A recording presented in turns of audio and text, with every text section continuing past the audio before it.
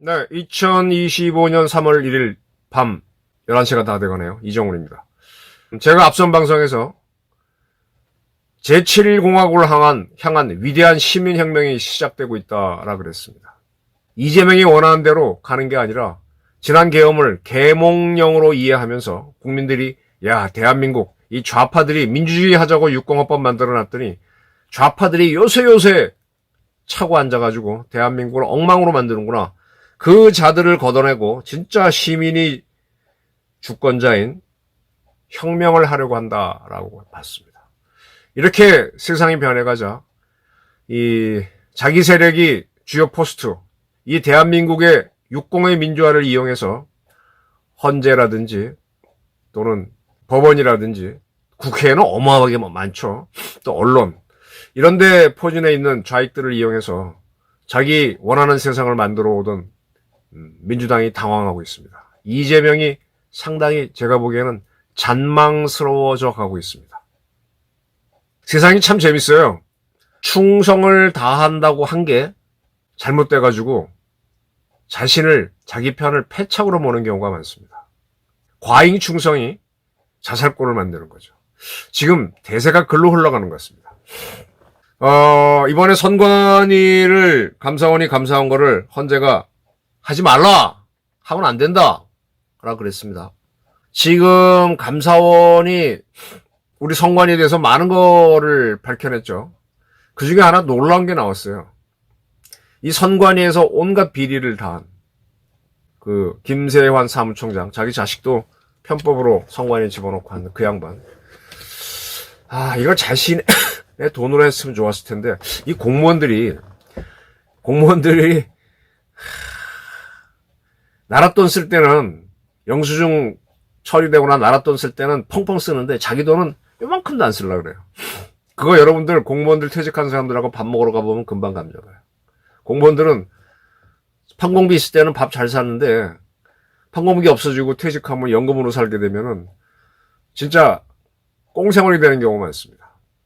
김세환 사무총장이 선관위 총장으로 있을 때 선관위 예산으로 또 하나의 핸드폰을 장만했답니다. 대개 정보기관에 있으면은 공식폰이 나오죠. 저희가 동아일보 같은 경우는 내가 개인 폰을 만들고 회사에서 전화 비용 얼마를 보전을 해줬었어요. 근데 선관위는 어떻게 된 건지 폰을 줬던 모양입니다. 근데 선관위 명의로 또 하나의 폰을 만듭니다. 두 개의 폰을 가진 거죠. 그리고 그 폰을, 세컨폰을 가지고 2022년 대통령 선거가 있었고 지방선거가 있었는데 그 세컨폰을 가지고 정치인들과 연락을 주고받았다. 네. 이 김세환 사무총장은 선관위 정보정책과장에게 세컨폰을 만들어 달라라고 요구를 했습니다. 그러니까 이러는 거는 이제 별도로 만들어 달라 그런 거죠. 공식적으로 공식폰이 아닌 비밀폰을 만들어 달라 그런 건데 그 전화로 정치인들과 통화나 문자를 할 필요가 있어서 그렇게 했다. 무슨 통화를 했냐 그랬더니 각양각색 그 부분까지는 말할 수 없다라 그랬는데 그는 감사원 감사가 시작되는 퇴직을 했습니다. 그리고 이 선관위 명의로 개통한 폰을 반납하지 않고 가져갔다가 감사원 감사가 시작되니까 휴대전화를 완전 초기화해서 퇴임 1년 8개월 만인 23년에 반납했습니다. 나는 이거 일부러 가져간 게 아니다. 직원이 알아서 관사에 있던 짐을 싸줄 때 집어넣어줬다라고 주장했는데 직원들은 그런 사실이 없다.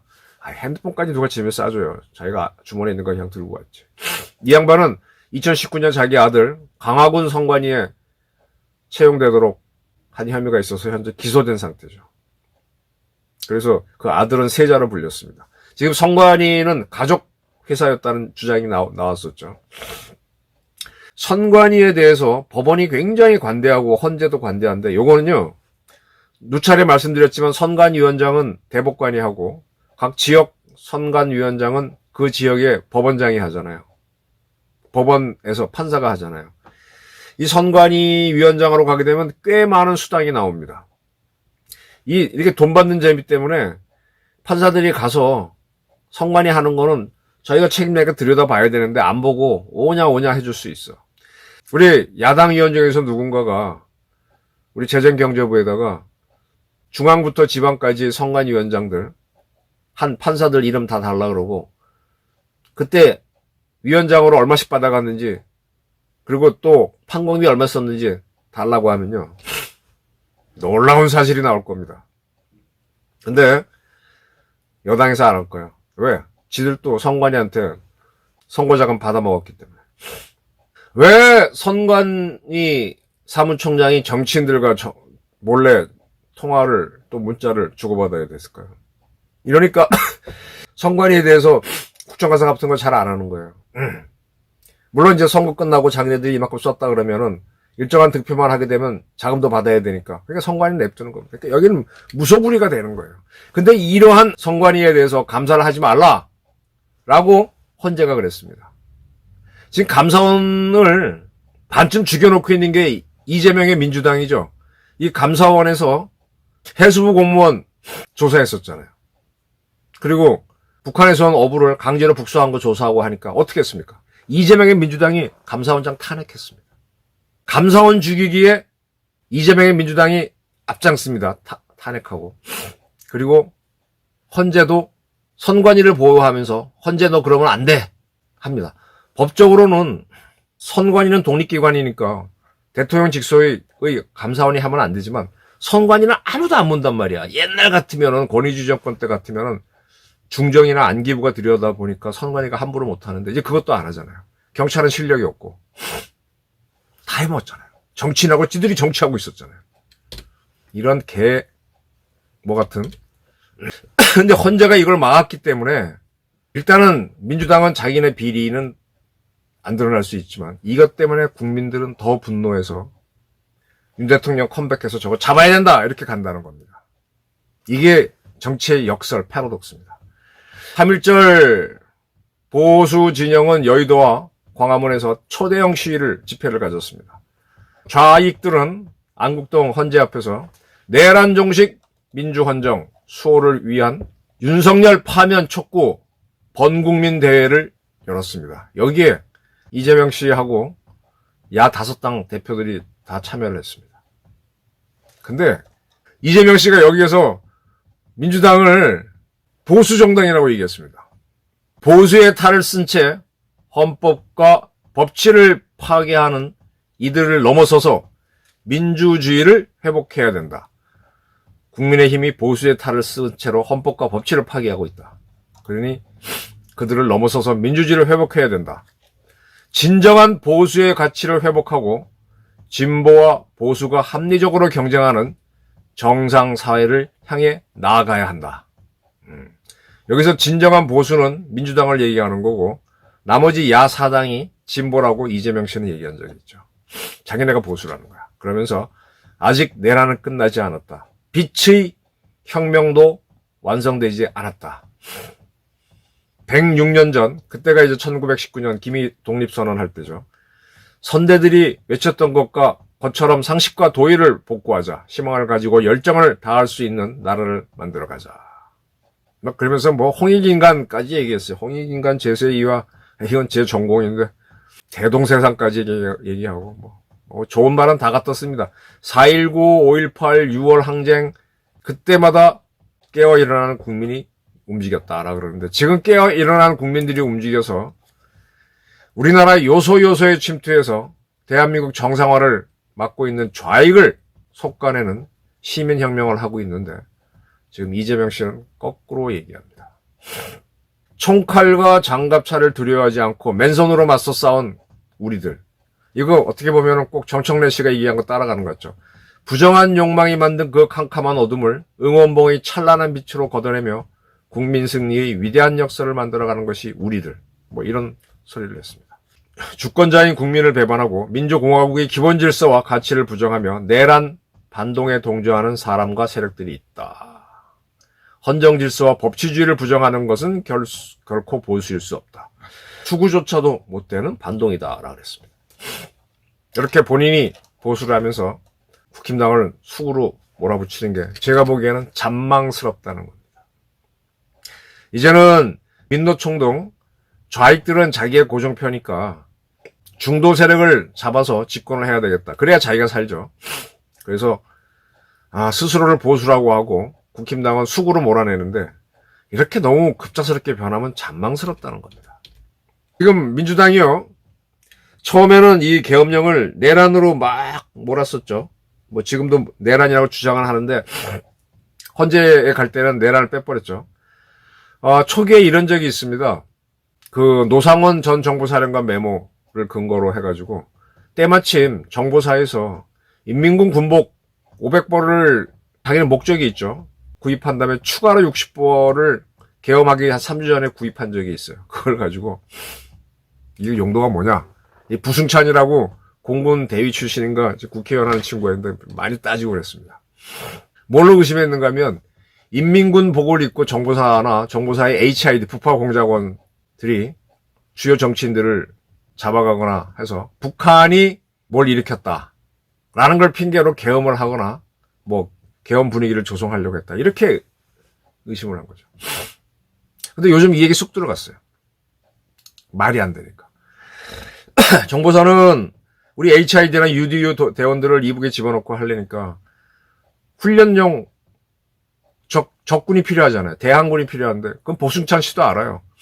그래서 인민군 복을 구입해 가서 훈련용으로 쓰고 있죠. 근데 그 훈련 영화 피복 이런 식으로 해서 구입하는데 그걸 시비를 걸었어. 그게 뭔가 하면은 내란과 외환으로 윤 대통령을 소추할 수 있으니까 내란으로 밀면서 동시에 북한이 우리를 때리거나 북한이 우리를 때린 것처럼 꾸미는 외란을 하려고 하다가 요 얘기는 쏙 들어갔습니다. 요즘은 내란도 이제 쏙 들어갔는데 처음 워낙 많이 내질렀기 때문에 내란 계속 떠들고 있을 거예요. 그래놓고 지금 와서는 자기네가 보수고 국힘은 수구 꼴통이다. 이제 이렇게 나가는데 이게 잔망스러워지는데 성관이가 헌재로부터 보호를 받았어. 이러한 것들이 쌓이면 쌓일수록 이제 국민들이 보잖아요. 야, 저렇게 봐주는구나. 그래, 일단은 막은 것으로 사는 것 같지만 성관이가 썩을 대로 썩었구나. 그럼 저거 손을 봐야 돼. 그럼 현행 헌법으로 못한다. 그럼 어떡합니까? 혁명을 해서 시민혁명을 해서 선관위를 감시할 수 있는 시스템을 집어넣겠죠. 과거에는 중정이나 안기부 또는 경찰이 했다면 지금은 아무도 안 하니까 이 정치인들하고 내통해갖고 스스로 하잖아요. 자기네끼리 다 해먹어도 아무도 조사 안 하게 하고. 이렇게 타협이 돼 있는 겁니다. 그리고 우리 사회에서 이 좌파들이 한번 권력을 잡으면은 이런 거죠. 지금 DJ 정권 시절에 아주 유명한 정치인, 지금도 선수가 높아요. 맷선을 굉장히 많이 한 나이 많은 국회의원인데 그가 실력자일 때 주요 기관에 막 압력을 가합니다. 그럼 거기도 막 쩔쩔매죠. 그럼 내가 막아줄게. 반신반의하죠. 대신에 내가 막아주면 내가 부탁하는 사람들을 써. 이거는 언론사에도 통합니다. 언론사에도 가보면은 저도 언론사 밥을 먹었지만 어떤 기자는 누구누구랑 친하다는 건 우리끼리는 다 알아요. 그래서 그 사람이 언론사에 예를 들면은 세무조사를 막 김대중 정권 때 몇 번 했잖아요. 그럼 언론사가 빨짝 쫄죠. 그럴 때 실력자가 나타나서 내가 막아줄게. 내가 이거 많이 막아주면 내가 원하는 사람 써야 돼. 딱 하고 나서 그게 끝나고 나잖아요. 그럼 이 사람이 누구누구 쓰라 그럽니다. 그럼 그런 사람들이 아주 중요한 자리로 가는 거죠. 가가지고 그때부터 누구한테 충성하느냐? 자기를 시켜준 그 국회의원에 충성하고 그렇게 가는 겁니다. 그렇게 해서 좌익들이 중요 요소 때 다 앉아가지고 다 비트는 거예요. 권력 졌을 때 압력 팍 가해갖고 겁을 먹으면 봐줄게. 근데 내가 부탁한 사람 다 심어줘. 이래서 지금 우리 사회에 깨인 시민들이 굉장히 많은데도 한국 사회가 안 됩니다. 고달을 솎아내려고 했던 것이 어리숙하게 했던 것이 지난번 12.3 계엄이에요. 근데 이거를 바로 그런 포스트에 있다 보니까 이들이 그 민주당에 있는 좌익들과 합세해서 계엄을 했던 윤석열을 내란몰이로 몰아친 겁니다. 그리고 외환으로도 몰래다가 외환 자체는 안 되니까 지금 버린 거야. 그리고 내란은 워낙 강하게 밀었기 때문에 지금 내란이 안 되는 건 그들이 알아요. 그러니까 헌재 소추에서 빼버렸잖아요. 근데 이름은 못 내니까 그냥 가는 겁니다. 그래 놓고 지금 와서는 자기네가 보수래.